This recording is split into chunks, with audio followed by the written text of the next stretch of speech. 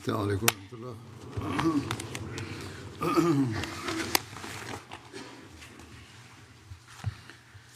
أشهد أن لا إله إلا الله وحده لا شريك له وأشهد أن محمدا عبده ورسوله أما بعد فأعوذ بالله من الشيطان الرجيم بسم الله الرحمن الرحيم الحمد لله رب العالمين الرحمن الرحيم مالك يوم الدين إياك نعبد وإياك نستعين اهدنا الصراط المستقيم صراط الذين أنعمت عليهم غير المغضوب عليهم ولا الضالين يا أيها الذين آمنوا كتب عليكم الصيام كما كتب على الذين من قبلكم لعلكم تتقون أياما معدودات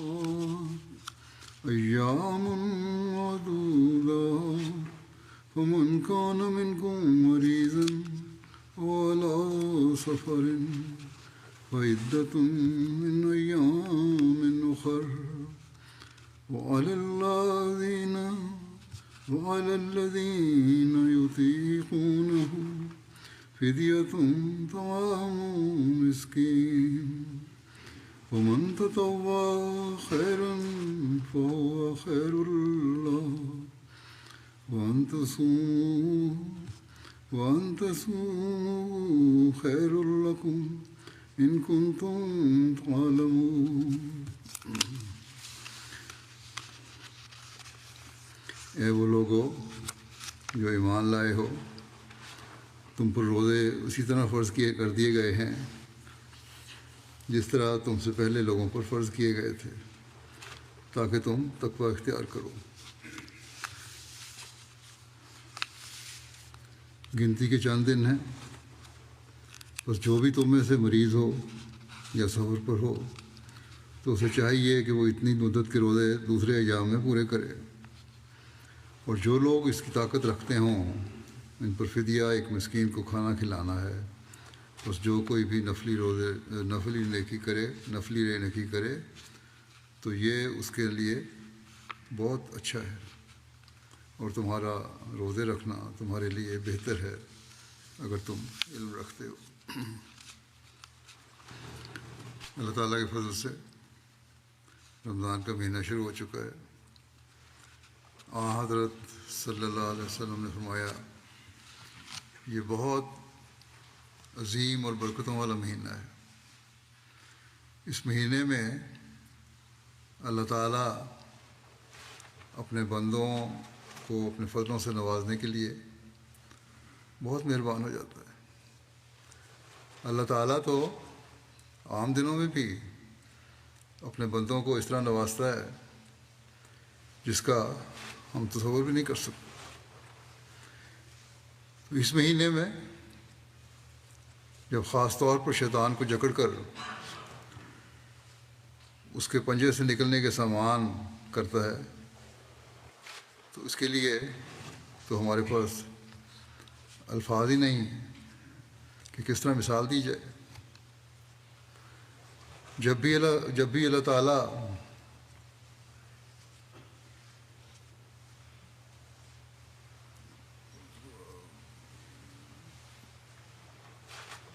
کی طرف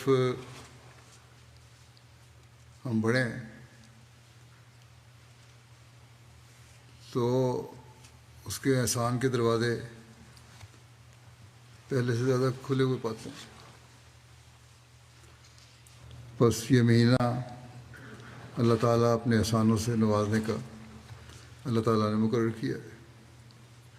جو بھی اللہ تعالیٰ کی عبادت میں گزشتہ دنوں سستیاں ہم دکھا چکے ہیں، نوافل کی ادائیگی میں سستیاں دکھا چکے ہیں، قرآن کریم کی تلاوت کرنے، پڑھنے، سمجھنے میں سستیاں دکھا چکے ہیں، قرآن کریم کی تعلیم پر عمل کرنے میں سستیاں دکھا چکے ہیں، ان کے لیے اس مہینے میں سامان کر دیا کہ اس مہینے میں فرائض بھی اور نوافل بھی خاص طور پر ادا کرنے کا ماحول ہے۔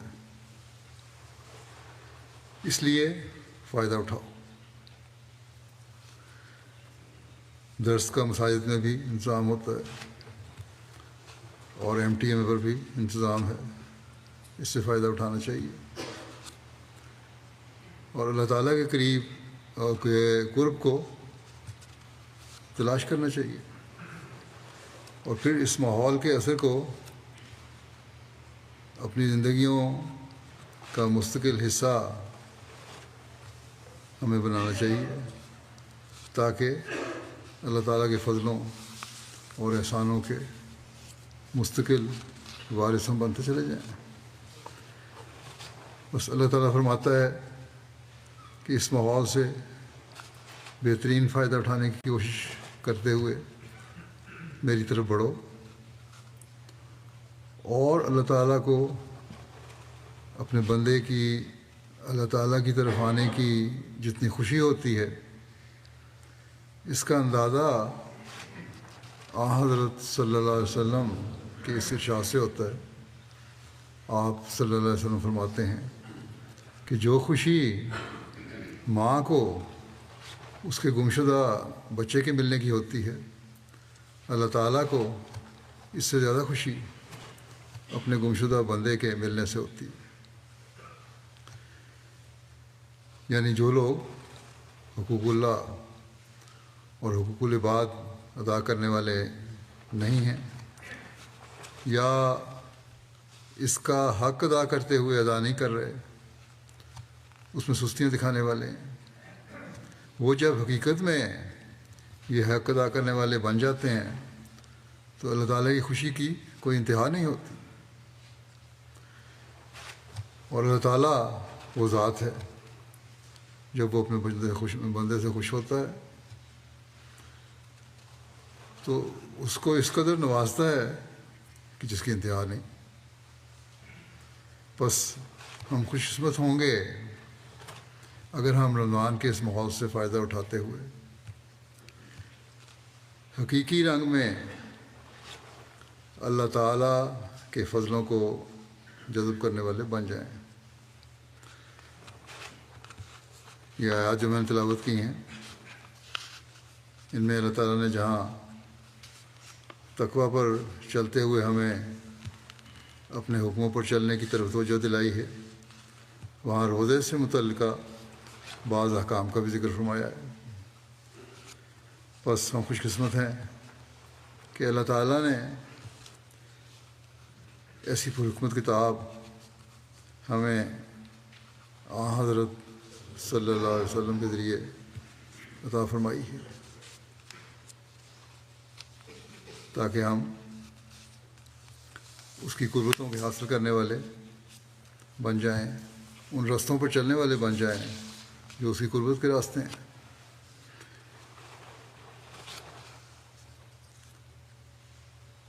جو پہلی آیت ہے، اس کے پہلے ارشاد میں ہی ہمیں عاجزانہ راہوں پر چلنے کی طرف توجہ دلا دی، اور ہمیں عاجزی کی تلقین یہ کہہ کر فرما دی کہ تم روزے رکھ کر کوئی ایسا کام کرنے لگے ہو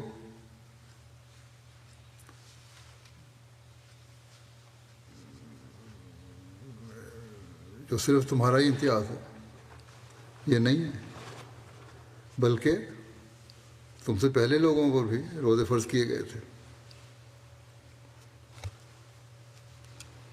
ٹھیک ہے، ان کے روزوں کے طریق میں شاید کچھ فرق ہوگا، لیکن روزے ان پر بھی فرض کیے گئے تھے، اور مقصد یہ تھا کہ وہ تقوی پر چلیں، اور یہی روزوں کا مقصد تمہارے لیے بھی ہے کہ تم تقوی پر چلو، یعنی تم غلط باتوں سے بچو اور نیک باتوں کو اختیار کرو، اور گناہوں اور غلط باتوں سے اس طرح اپنے آپ کو بچاؤ جس طرح ایک جنگجو ڈھال کے پیچھے اپنے آپ کو بچانے کی کوشش کرتا ہے، اور ڈھال کو سامنے رکھنے والا جنگجو صرف اپنے آپ کو ہی نہیں بچاتا بلکہ وہ دشمن پر وار بھی کرتا ہے۔ بس تم بھی اگر تقوی پر چل کر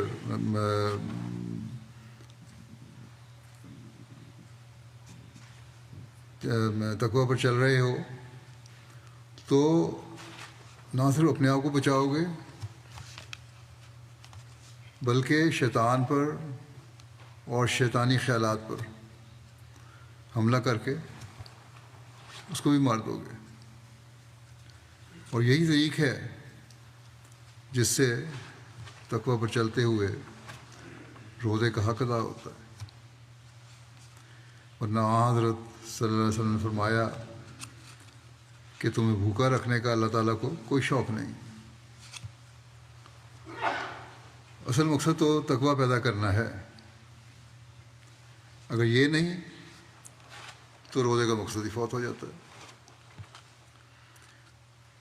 آج کل تو بہت سے مسلمانوں کی بہت بڑی تعداد میں بھوکا رہنے والی بات بھی نہیں رہی، اکثر جو خاص طور پہ امیر لوگ ہیں سحری بھی بڑے اطمینان سے کھاتے ہیں اور افطاری بھی بڑے اطمینان سے کرتے ہیں۔ ہاں بیچارہ غریب ہے جسے سحری اور افطاری بھی بڑی مشکل سے میسر آتی ہے،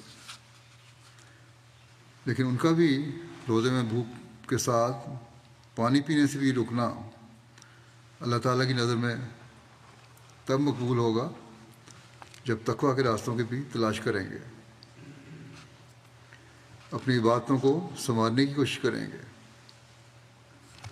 یہاں یہ بھی بیان کر دوں کہ امیروں کو چاہیے کہ اپنے علاقے کے غریبوں کی رمضان میں خاص طور پر خبر گیری کریں، افطاریوں میں صرف امراء کو ہی جمع کر کے افطاریوں سے لطف اندوز نہ ہوں بلکہ غریبوں کی افطاریوں کا بھی انتظام کریں، اور یہ جو بڑی بڑی افطاریاں ہوتی ہیں دعوتوں کے رنگ میں، ان کے حق میں تو ویسے بھی میں نہیں ہوں، اب یہ دکھاوے اور بدعت یہ کا رنگ اختیار کر گئی ہیں۔ رمضان میں تو قرآن کریم کے پڑھنے پڑھانے سننے سنانے کی طرف زیادہ توجہ ہونی چاہیے، ذکر الہی کی طرف زیادہ توجہ ہونی چاہیے، عبادات کی طرف زیادہ توجہ ہونی چاہیے، لیکن یہ ہوتا یہ ہے کہ بجائے اس کے جب جو لوگ مختلف قسم کے کام کر رہے ہیں اپنے کاموں سے آ کر افطاریوں کی دعوتیں کھانے میں مصروف ہو جاتے ہیں،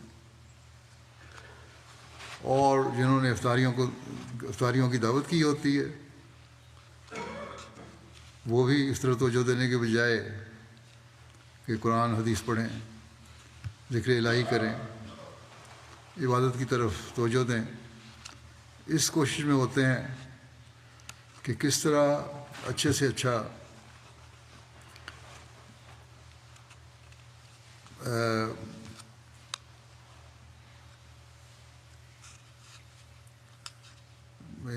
انتظام ہو، افطاری کا سامان ہو،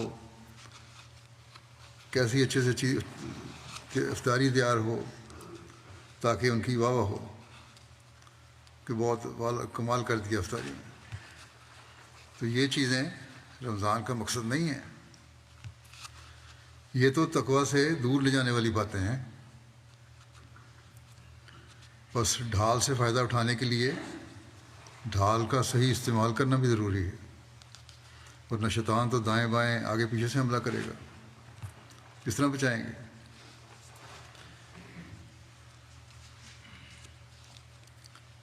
اور پھر یہ شیطان جو ہے انسان کو کاری زخم لگا کر زخمی بھی کر سکتا ہے۔ بس ہمیں چاہیے کہ رمضان میں روزے کا حق ادا کرنے کی کوشش کریں، تقویٰ جو اصل مقصود ہے اسے حاصل کرنے کی کوشش کریں، اللہ تعالیٰ کی خاطر جائز باتوں سے بھی روکیں، تو پھر یقیناً اللہ تعالیٰ کی رحمت کی نظر ہم پر ہوگی، اور اللہ تعالیٰ ہمارے شیطان کو بھی جکڑ دے گا، اور نیکیاں کرنے کا وسیع میدان بلا روک ٹوک ہم پار کرتے چلے جائیں گے۔ عبادتوں اور ذکر الہی کا حصار ہمیں اللہ تعالیٰ کے فضل سے شیطانی حملوں اور روکوں سے بچاتا چلا جائے گا۔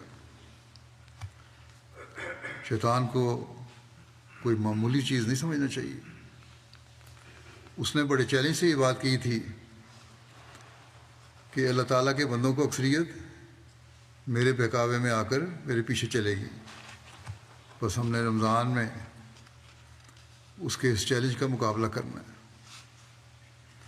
اور پھر یہ کوشش کرنی ہے کہ ہم عبادتوں اور قرآنی احکام پر عمل کرنے کے ہتھیار سے شیطان کا ہمیشہ مقابلہ کرتے چلے جائیں۔ حضرت اقدس مسیح موعود علیہ السلام روزے کی حقیقت کے بارے میں بیان فرماتے ہوئے ایک جگہ فرماتے ہیں، روزے کی حقیقت سے بھی لوگ ناواقف ہیں۔ اصل یہ ہے کہ جس ملک میں انسان جاتا نہیں اور جس عالم سے واقف نہیں، اس کے حالات کیا بیان کرے۔ روزہ اتنا ہی نہیں کہ اس میں انسان بھوکا پیاسا رہتا ہے، بلکہ اس کی ایک حقیقت اور اس کا ایک اثر ہے جو تجربے سے معلوم ہوتا ہے۔ انسانی فطرت میں ہے کہ جس قدر کم کھاتا ہے اسی قدر تزکیہ نفس ہوتا ہے اور کشفی قوتیں بڑھتی ہیں، لیکن بدقسمتی سے آج کل تو روزہ کھانے پینے کا نام ہے۔ بہرحال آپ فرماتے ہیں خدا تعالیٰ کا اس سے یعنی روزے سے منشا یہ ہے کہ ایک غذا کو کم کرو اور دوسرے کو بڑھاؤ۔ ہمیشہ روزے دار کو یہ مد نظر رکھنا چاہیے کہ اس سے اتنا ہی مطلب نہیں ہے کہ بھوکا رہے، بلکہ اسے چاہیے کہ خدا تعالیٰ کے ذکر میں مصروف رہے تاکہ تبتل اور انقطاع حاصل ہو، یعنی اللہ تعالیٰ کی طرف توجہ پیدا ہو اور دنیا سے بے رغبتی ہو۔ بس روزے سے یہی مطلب ہے کہ انسان ایک روٹی کو چھوڑ کر جو جسم کی پرورش کرتی ہے دوسری روٹی کو حاصل کرے جو روح کی تسلی اور سیری کا باعث ہے۔ اور جو لوگ محض خدا تعالیٰ کے لیے روزے رکھتے ہیں اور نرے رسم کے طور پر نہیں رکھتے، انہیں چاہیے کہ اللہ تعالیٰ کی حمد اور تسبیح اور تحلیل میں لگے رہیں، جس سے دوسری غذا انہیں مل جائے۔ پس رمضان میں قرآن کریم کے پڑھنے اور سمجھنے کے ساتھ ساتھ عبادت اور ذکر الہی بھی بہت ضروری ہے۔ دل اللہ تعالیٰ کی حمد کرتا رہے، تسبیح کریں۔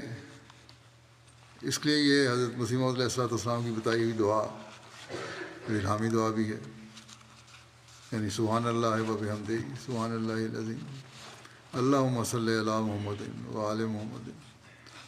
یہ ایک بہت اہم دعا ہے۔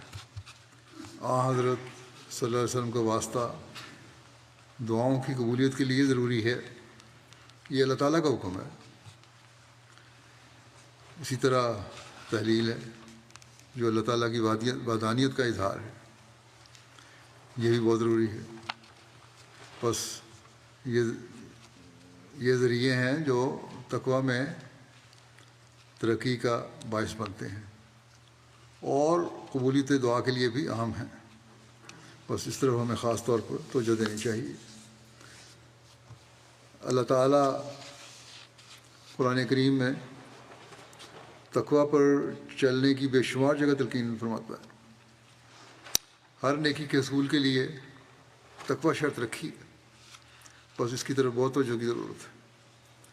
حضرت مسیح علیہ السلام نے بھی اس طرف بے شمار جگہ، بلکہ قریباً ہر مجلس میں ہی توجہ دلائی۔ آپ کا ایک مصرع ہے، ہر نیکی کی جڑ یہ اتقاء ہے۔ تو اللہ تعالیٰ نے آپ کو الہاماً فرمایا اگلا مصرع کہ اگر یہ جڑ رہی سب کچھ رہا ہے۔ بس تقوی ہی ہے جو اللہ تعالیٰ کو پسند ہے، تقوی ہی ہے جو ہر نیکی کی طرف لے کر جاتا ہے، تقوی ہی ہے جو دنیاوی علائشوں سے پاک کرتا ہے، تقوی ہی ہے جس سے انسان کی جسمانی اور روحانی ہر قسم کی ضرورت پوری ہوتی ہے۔ پس تقوی کا اصول ایک مومن کا اولین فرض ہونا چاہیے۔ جیسا کہ میں نے کہا، حضرت مسیح علیہ السلام نے بھی تقوی کے مضمون کو مختلف پیرایوں میں کئی جگہ بیان فرمایا ہے۔ آپ علیہ السلام کے بعض ارشادات بھی اس سلسلے میں پیش کرتا ہوں۔ آپ فرماتے ہیں، قرآن شریف نے شروع میں ہی فرمایا ھدی للمتقین، بس قرآن شریف کے سمجھنے اور اس کے موافق ہدایت پانے کے لیے تقوی ضروری اصل ہے۔ ایسا ہی دوسری جگہ فرمایا لا یمسہ الا المطہرون۔ دوسرے علوم میں یہ شرط نہیں، ریاضی ہے، ہندسہ و حیات ہے، دوسرے مضامین ہیں وغیرہ ہیں، ان میں اس امر کی شرط نہیں کہ سیکھنے والا ضرور متقی اور پرہیزگار ہو، بلکہ خواہ کیسا ہی فاسق فاجر ہو وہ بھی سیکھ سکتا ہے، کیونکہ آج کل تو یہ لوگ اس علوم میں بہت زیادہ بڑے ہوئے ہیں۔ فرمایا مگر علم دین میں خشک منطقی اور فلسفی ترقی نہیں کر سکتا، اور اس پر وہ حقائق اور معارف نہیں کھل سکتے جس کا دل خراب ہے اور تقوی سے حصہ نہیں رکھتا، پھر کہتا ہے کہ علوم دین اور حقائق اس کی زبان پر جاری ہوتے ہیں، وہ جھوٹ بولتا ہے۔ ہرگز اسے دین کے حقائق اور معارف سے حصہ نہیں ملتا، بلکہ دین کے لطائف اور نکات کے لیے متقی ہونا شرط ہے، جیسا کہ یہ فارسی شعر ہے، اور اسے حضرت قرآن نقاب آنگا بردارت کہ دار الملک مانی را کند خالی زہر غوغا۔ فرقان کی دلہن تب نقاب اٹھاتی ہے جب باطن کی بستی کو ہر قسم کے شور و غوغا سے خالی کر لیا جائے۔ آپ فرماتے ہیں کہ جب تک یہ بات پیدا نہ ہو اور دار الملک مانی خالی نہ ہو،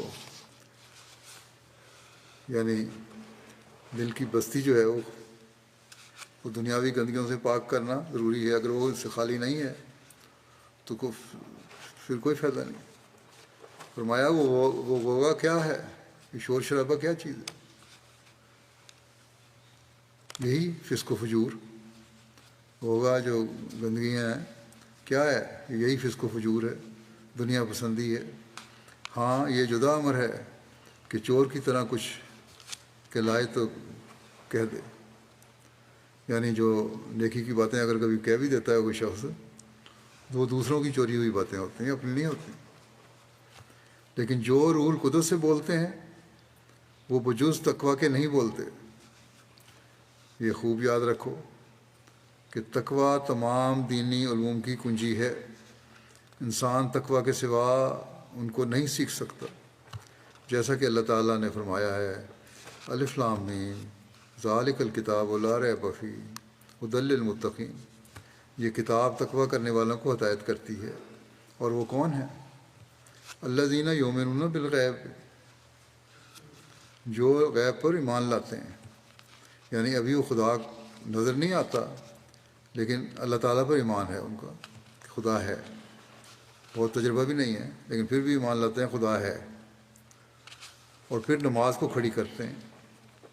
یعنی نماز میں ابھی پورا سرور اور ذوق پیدا نہیں ہوتا، کھڑی کرنے کا مطلب یہ ہے کہ ابھی پورا سرور اور ذوق پیدا نہیں ہوتا، تاہم بے لطفی اور بے ذوقی اور وساوس میں ہی نماز کو قائم کرتے ہیں، اور جو کچھ ہم نے ان کو دیا ہے اس میں خرچ کرتے ہیں، اور جو کچھ تجھ پر یا تجھ سے پہلے نازل کیا گیا ہے اس پر ایمان لاتے ہیں۔ فرمایا کہ یہ متقی کے ابتدائی مدارج اور صفات ہیں۔ یہ باتیں جو ہیں یہ تو ایک متقی کے ابتدائی مدارج ہیں، درجے ہیں اور صفات ہیں، یہ ہماری باتیں ہونی چاہیے۔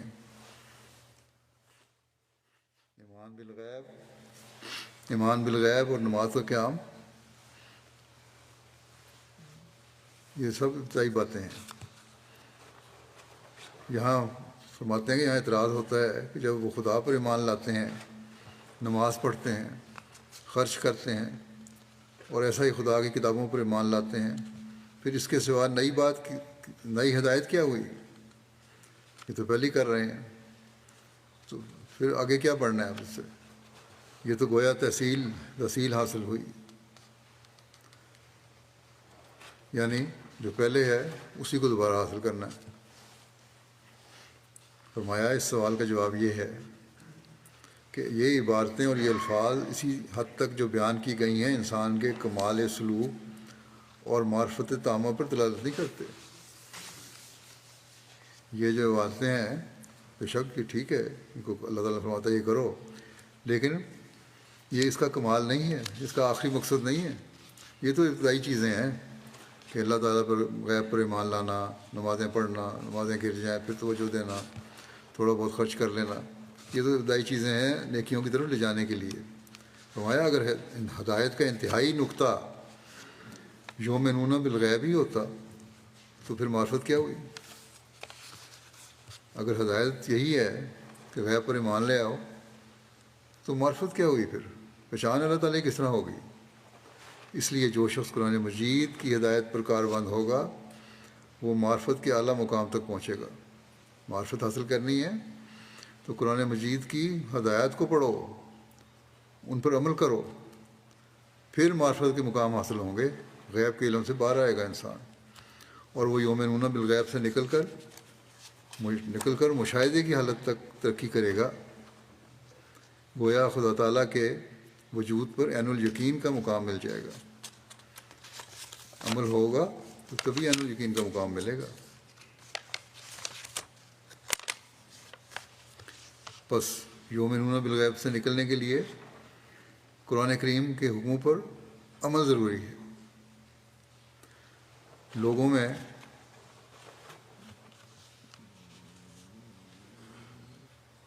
لوگ یہ سوال کرتے ہیں کہ غیب پر ایمان کیوں لائے؟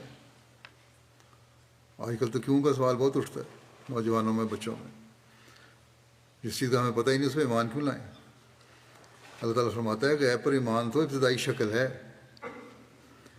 یہ کتاب جو دی گئی ہے اس پر عمل کرو، ایمان لانے کے بعد اس پر عمل ضروری ہے جو تمہیں صحیح معرفت، صحیح پہچان اللہ تعالیٰ کی دلائے گا۔ تو غیب سے باہر نکل کر مشاہدے کی حالت پیدا ہوگی۔ غیب سے نہیں صرف ہوگا بلکہ خود آدمی مشاہدہ کرے گا کہ کون ہے، خدا ہے۔ یہ تو دنیا کا اصول بھی ہے، جو سائنٹسٹ ہیں، ریسرچر ہیں، وہ جانتے ہیں کہ تجربات میں بھی پہلے ایک ہائپوتھیسس بنتا ہے، اس پر بنیاد کر کے ریسرچ ہوتی ہے،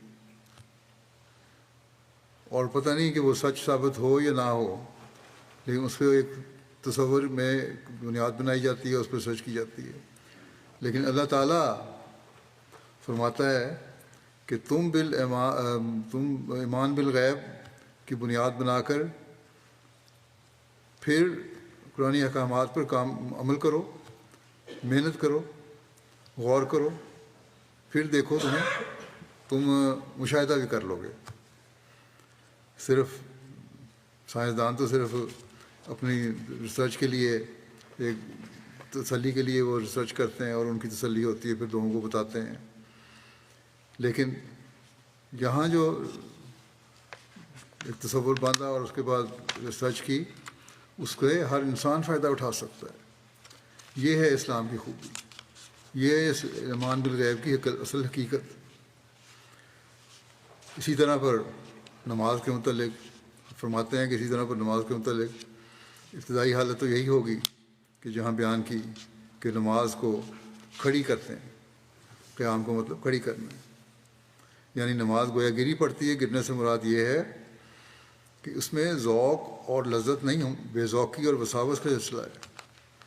اس لیے اس میں کشش اور جذب نہیں ہے کہ انسان جیسے بھوک پیاس سے بے قرار ہو کر کھانے اور پانی کے لیے دوڑتا ہے، اسی طرح پر نماز کے لیے دیوانہ وار دوڑے. لیکن جب وہ ہدایت پاتا ہے تو پھر یہ صورت نہیں رہے گی، اس میں ایک ذوق پیدا ہوگا، نماز میں بھی ایک لذت آئے گی. وساوس کا سلسلہ ختم ہو کر اطمینان اور سکینت کا رنگ شروع ہو جائے گا. کہتے ہیں اور فرماتے ہیں کہ کسی شخص کی کوئی چیز گم ہو گئی تو اس نے کہا ذرا ٹھہرو، جا نماز لاؤ، ٹھہر جاؤ، نماز میں یاد آ جائے گی. یہ نماز تو کاملوں کی نہیں ہوا کرتی، کیونکہ اس میں تو شیطان انہیں وسوسہ ڈالتا ہے. یعنی چیز گم ہو گئی، اس نے کہا اچھا ویسے تو یاد نہیں آ رہی، چلو نماز پڑھتے ہیں. نماز میں میرے خیالات ادھر ادھر جاتے رہیں گے اور آخر شاید اس میں یہ بات یاد آ جائے کہ میں نے کہاں وہ چیز رکھی تھی. تو یہ نماز کاملوں کی نماز نہیں ہے، یہ شیطانی وسوسے ہیں. لیکن جب کامل کا درجہ ملے گا تو ہر وقت نماز ہی میں رہے گا، یعنی اللہ تعالیٰ ہر وقت یاد رہے گا. اور ہزاروں روپے کی تجارت اور مفاد بھی اس میں کوئی حرج اور روک نہیں ڈال سکتا. دنیا کے کام بھی ہوں گے اور خدا تعالیٰ کا خوف بھی رہے گا، خدا تعالیٰ یاد بھی رہے گا. فرمایا اسی طرح پر باقی جو کیفیتیں ہیں وہ نرے کال کے رنگ میں نہ ہوں گی، ان میں حالی کیفیت پیدا ہو جائے گی اور غیب سے شہود پر پہنچ جائے گا. یہ مراتب نرے سنانے ہی کو نہیں ہے، یہ مرتبے جو میں نے بیان کیے ہیں یہ صرف سنانے کے لیے نہیں ہے کہ بطور ایک قصہ تم کو سنا دیا اور تم بھی تھوڑی دیر کے لیے سن کر خوش ہو گئے. نہیں، یہ خزانہ ہے، اس کو مت چھوڑو، اس کو نکال لو. یہ تمہارے لیے تمہارے اپنے ہی گھر میں ہے اور تھوڑی سی محنت اور صحیح سے اس کو پا سکتے ہو. بس آج یہ ہمارا کام ہے کہ اس ماحول سے فائدہ اٹھاتے ہوئے اس خزانے کو نکالنے کے لیے محنت کریں اور کوشش کریں تاکہ ہم بھی اللہ تعالیٰ کا قرب حاصل کرنے والے بنیں. پھر آپ فرماتے ہیں یاد رکھو کہ دعائیں منظور نہ ہوں گی جب تک تم متقی نہ ہو، اور تقوی اختیار کرو. تقوی کی 2 قسمیں ہیں، ایک علم سے متعلق، دوسرا عمل سے متعلق. علم کے متعلق بیان ہو چکا کر دیا ہے کہ علوم دین نہیں آتے اور حقائق معرف نہیں کھلتے جب تک متقی نہ ہو. اور عمل کے متعلق یہ ہے کہ نماز، روزہ اور دوسری عبادات اس وقت تک ناقص رہتی ہیں جب تک متقی نہ ہو. اس بات کو بھی خوب یاد رکھو کہ خدا تعالیٰ کے 2 حکم ہیں. اول یہ ہے کہ اس کے ساتھ کسی کو شریک نہ کرو، نہ اس کی ذات میں، نہ صفات میں، نہ عبادات میں، اور نہ عبادات میں. اور دوسری بات یہ ہے کہ نوع انسان سے ہمدردی کرو. اللہ کا حق ادا کرو، بندوں کا حق ادا کرو. پھر فرماتے ہیں آپ، خدا تعالیٰ فرماتا ہے کہ وَمَن يَتَّقِ اللَّهَ يَجْعَل لَّهُ مَخْرَجًا وَمَن يَتَّقِ اللَّهَ يَجْعَل لَّهُ مَخْرَجًا وَيَرْزُقْهُ مِنْ حَيْثُ لَا يَحْتَسِبُ. بس تقویٰ ایک ایسی چیز ہے کہ جسے یہ حاصل ہو اس سے گویا تمام جان کی نعمتیں مل جاتی ہیں. تقویٰ اختیار کرو گے تو ایسے ایسے سامان اللہ تعالیٰ پیدا فرمائے گا اور ایسی جگہوں سے رزق دے گا جہاں تمہارا گمان بھی نہیں ہوگا. فرمایا کہ یاد رکھو متقی کبھی کسی کا محتاج نہیں ہوتا، بلکہ وہ اس مقام پر ہوتا ہے کہ جو چاہتا ہے خدا تعالیٰ اس کے لیے اس کے مانگنے سے پہلے مہیا کر دیتا ہے. بس یہ اللہ تعالیٰ کا وعدہ ہے کہ متقی کو دنیاوی رزق بھی دیتا ہے. آپ فرماتے ہیں میں نے ایک دفعہ کشف میں اللہ تعالیٰ کو تمثل کے طور پر دیکھا. میرے گلے میں ہاتھ ڈال کر فرمایا جے تو میرا ہو رہے ہیں سب جگ تیرا ہو. بس یہ وہ نسخہ ہے. فرمایا بس یہ وہ نسخہ ہے جو تمام انبیاء اولیاء و صلحاء کا آزمایا ہوا ہے، تم بھی آزماؤ. فرماتے ہیں ہماری جماعت کو چاہیے کہ تقوی کی راہوں پر قدم ماریں اور اپنے دشمن کی ہلاکت سے بے جا خوش نہ ہوں۔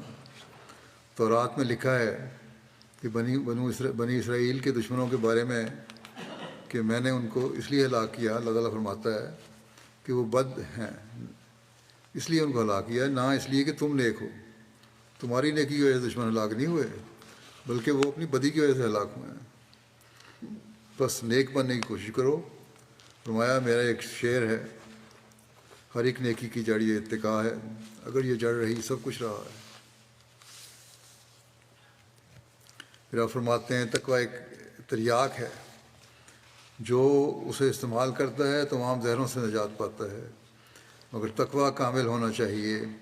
تقویٰ کی کسی شاخ پر عمل پیرا ہونا ایسا ہی ہے جیسا کسی کو بھوک لگی ہو اور وہ ایک دانہ کھا لے، ظاہر ہے کہ اس کا کھانا اور نہ کھانا برابر ہے۔ ایسا ہی پانی کی پیاس ایک قطرے سے نہیں بجھ سکتی۔ یہی حال تقویٰ کا ہے، کسی ایک شاخ پر عمل موجب ناز نہیں ہو سکتا جب تقویٰ، پس تقویٰ وہی ہے جس کی نسبت اللہ تعالیٰ فرماتا ہے ان اللہ مع الذین اتقوا۔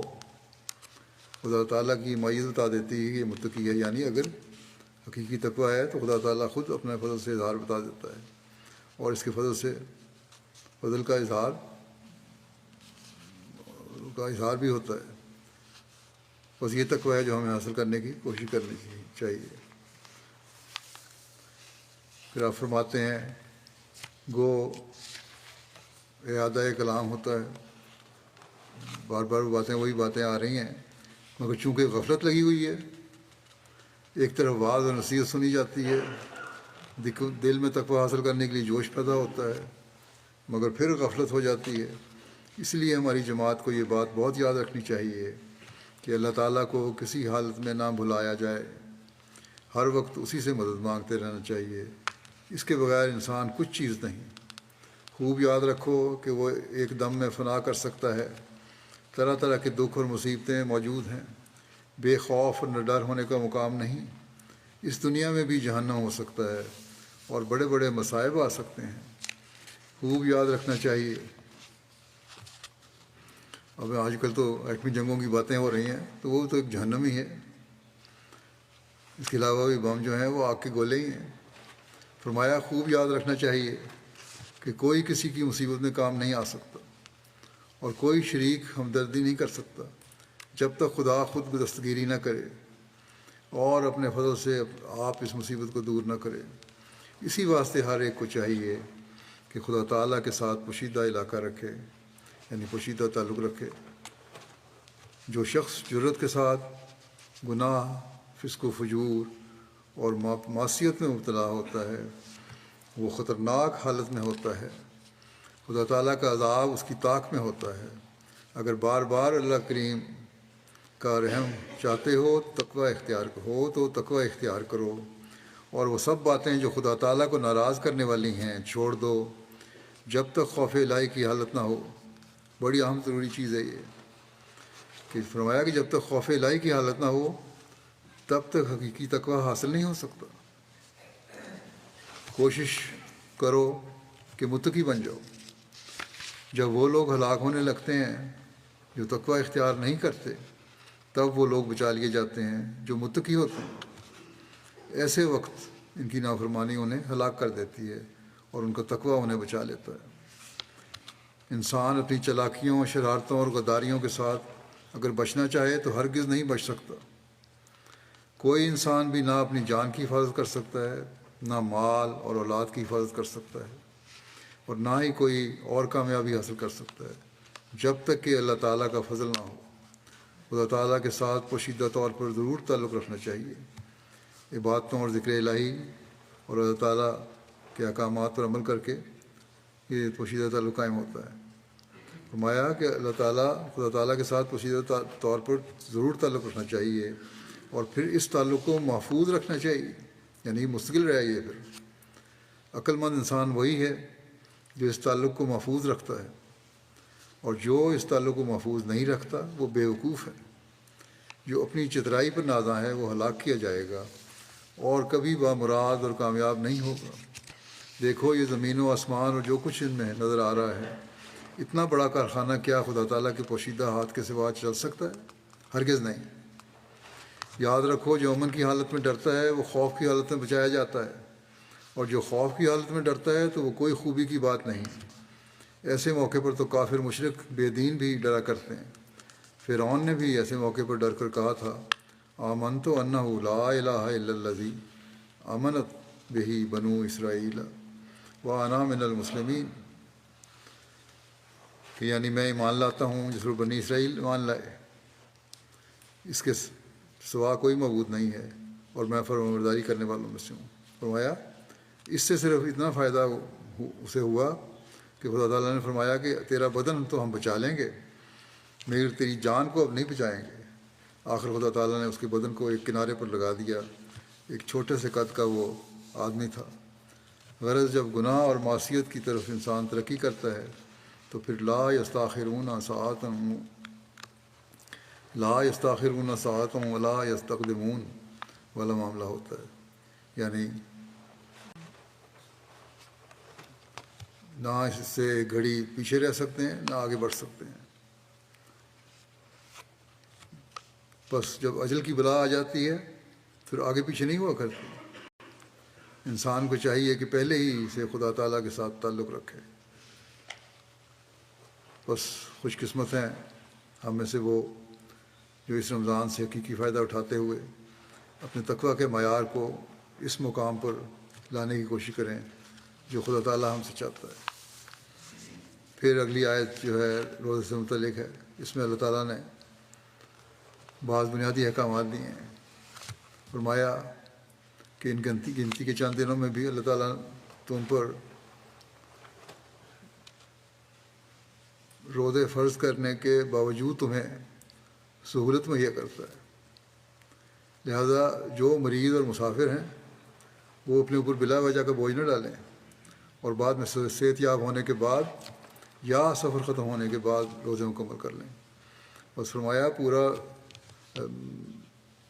فرض پورا ضرور کرنا ہے، لیکن غیر ضروری بوجھ بھی نہیں ڈالنا۔ فطری اور ہنگامی مجبوریوں کا خیال بھی رکھا ہے اللہ تعالیٰ نے۔ بس اللہ تعالیٰ نے انسان کے تقویٰ کی قدر کرتے ہوئے کہ اس نے خدا تعالیٰ کی خاطر جائز چیزوں سے اپنے آپ کو روکا، انسان کی مجبوریوں میں اسے سہولت بھی مہیا فرما دی۔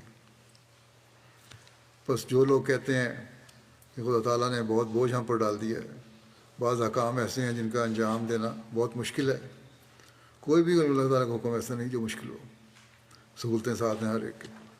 یا مذہب ہم پر بوجھ ڈالتا ہے، یا لا مذہب جو ہیں یا مذہب کے مخالفین جو ہیں مذہب کے ماننے والوں میں فتنہ پیدا کرنے کے لیے کہتے ہیں کہ کیا مذہب کی پابندیوں میں جکڑے ہوئے ہو، یہ تو تمہارے انسانی حقوق چھین رہا ہے۔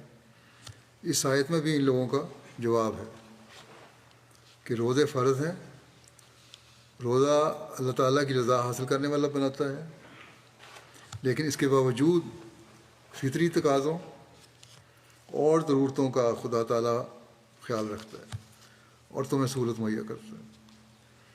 سال کے دوران کسی وقت بھی اپنے روزے مکمل کر لو، اور صاحب حیثیت اپنے چھوٹے ہوئے روزوں کا کچھ فدیہ بھی دے دیں۔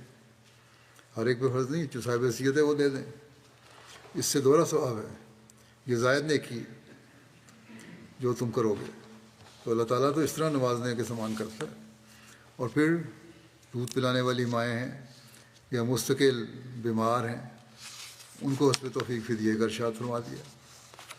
اور کیونکہ اللہ تعالیٰ عالم الغیب ہے، نیتوں کو جانتا ہے، اس لیے فرمایا کہ تمہارا فدیہ روزوں کے متبادل ہے، اگر تم نے ایک نیتی سے دے رہے ہو۔ یہ فدیہ سے غریبوں کی مدد ہوتی ہے۔ گویا یہاں پھر حقوق العباد کو بھی عبادت کے ثواب کا درجہ دے دیا۔ اور فدیہ سے فائدہ کون اٹھا رہا ہے؟ غریب لوگ، لیکن ثواب اس کا عبادت کے برابر ہو گیا۔ یہ ہے اسلام کا خدا جو سوائے رحم کے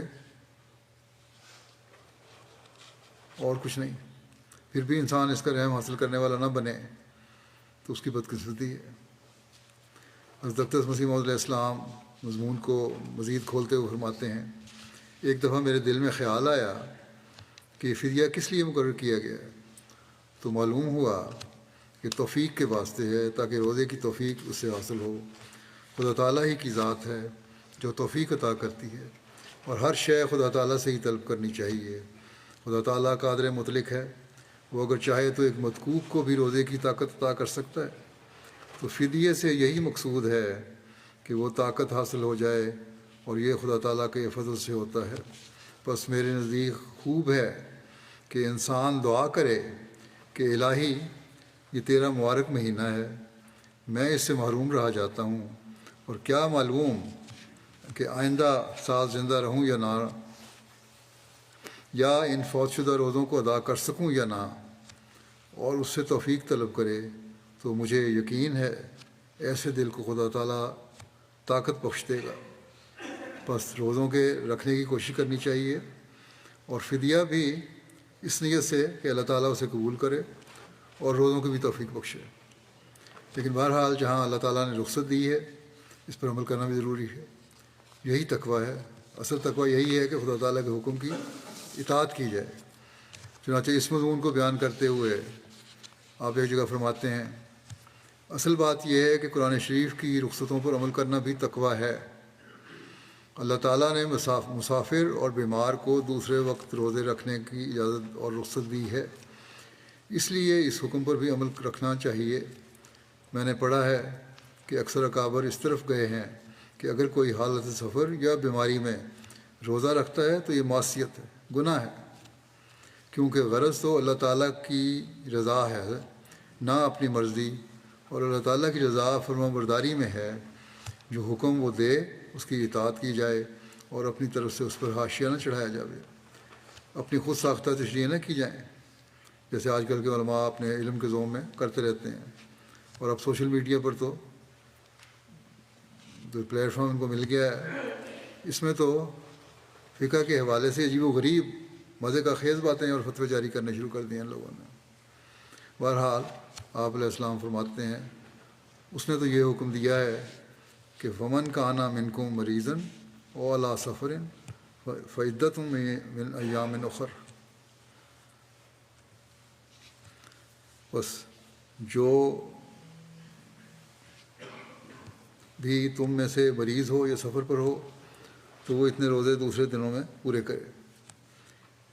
اس میں کوئی قید نہیں لگائی کہ ایسا سفر ہو یا ایسی بیماری ہو۔ پھر آپ فرماتے ہیں کہ جو شخص مریض اور مسافر ہونے کی حالت میں ماہ رمضان میں روزہ رکھتا ہے، وہ خدا تعالیٰ کے صریح حکم کی نافرمانی کرتا ہے۔ خدا تعالیٰ نے صاف فرما دیا ہے کہ مریض اور مسافر روزے نہ رکھے، مرض سے صحت پانے اور سفر کے ختم ہونے کے بعد روزے رکھے۔ خدا تعالیٰ کے اس حکم پر عمل کرنا چاہیے، کیونکہ نجات اس کے فضل سے ہے، نہ کہ اپنے اعمال کا زور دکھا کر کوئی نجات حاصل کر سکتا ہے۔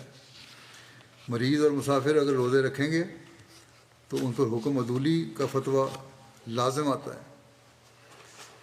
ایک شخص نے حضرت صلی اللہ علیہ وسلم سے رمضان کے مہینے میں سفر کی حالت میں روزہ اور نماز کے بارے میں سوال کیا۔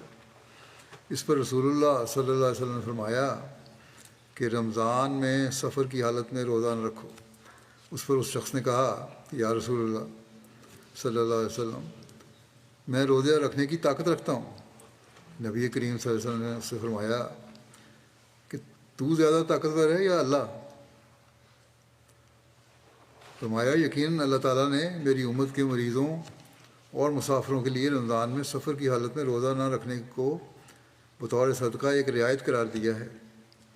کیا تم میں سے کسی کو یہ پسند ہے کہ وہ تم سے کسی کو کوئی چیز تحفہ دے، پھر وہ اس چیز کو تحفہ دینے والے کو واپس لوٹا دے؟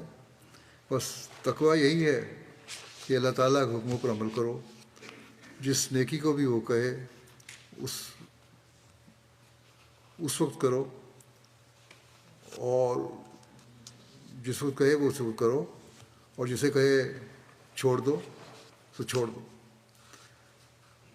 اللہ تعالیٰ ہمیں رمضان اللہ تعالیٰ کی رضا پر چلتے ہوئے تقویٰ سے گزارنے کی توفیق عطا فرمائے۔ ہمیں اپنے تقویٰ کے معیار اونچے کرنے کی توفیق دے، نہ ہی روزوں سے بچنے کے بہانے ہم تلاش کرنے والے ہوں، اور نہ بلا وجہ سختی اور اپنے اوپر وارد کرنے والے ہوں، اور ہمیشہ اسلام کی خوبصورت تعلیم پر عمل کرنے والے ہوں، اور اس رمضان میں ہم اللہ تعالیٰ کی بے شمار برکات حاصل کرنے والے ہوں۔ ہر دن ہمارے لیے برکتوں اور رحمتوں کے سامان لے کر آئے، رمضان سے ہم حقیقی فیضیاب ہونے والے ہوں۔ یہ رمضان ہمیں اللہ تعالیٰ کے قریب تر کرنے والا ہو، مقبول دعاؤں کی ہمیں توفیق ملے۔ تمام دنیا کے احمدی جماعتی ترقیات اور تمام مشکلات دور ہونے کے لیے بھی دعا کریں۔ حکومتوں اور ہر شریر کے شر سے اللہ تعالیٰ ہمیں بچائے رکھے۔ اسیران کی رہائی کے لیے بھی دعا کریں، بعض ان سے بڑی مشکل میں گرفتار ہیں، اور یہ دعا کریں کہ ہم اللہ تعالیٰ کا دامن ایسا پکڑیں کہ کبھی ہماری کسی لفظ کی وجہ سے یہ دامن نہ چھوٹے، اور اللہ تعالیٰ کے فضلوں کی بارش ہمیشہ ہم پر برستی رہے۔ مسلمان دنیا کے لیے بھی دعا کریں، اللہ تعالیٰ انہیں عقل اور سمجھ دے، اور وہ آنے والے مسیح موعود اور مہدی موعود کو ماننے والے ہوں۔ جنگوں کے بد اثرات سے بچنے کے لیے بھی دعا کریں۔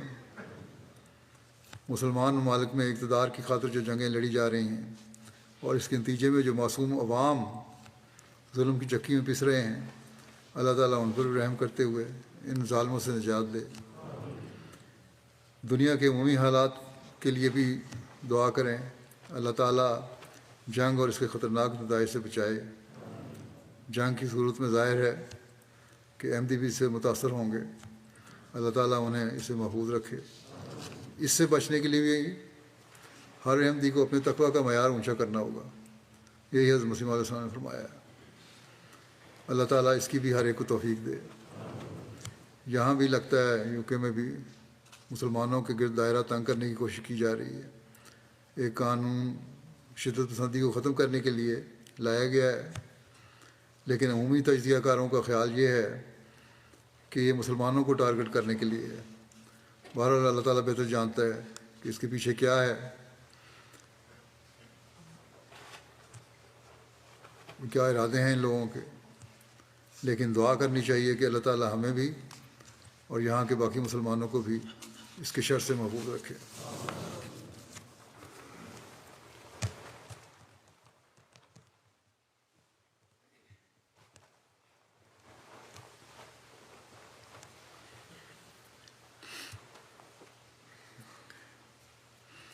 الحمد